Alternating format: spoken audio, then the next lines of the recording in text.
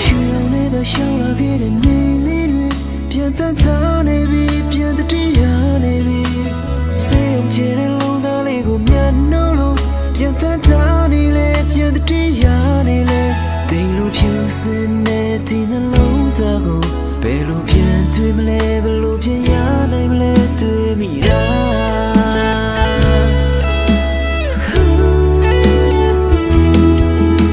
အခုတော့ငါရဲ့နှလုံးသားလေးအပေးဆုံးလို့ဘာမှရစရာမရှိပြိုပြတ်သွားကုန်ပြီအာရင်ပြည့်တဲ့လုံးသားကိုဆိုအင်းအားတွေကုန်ဆုံးရှုံးနေပြီဘာမှရစရာမရှိအချစ်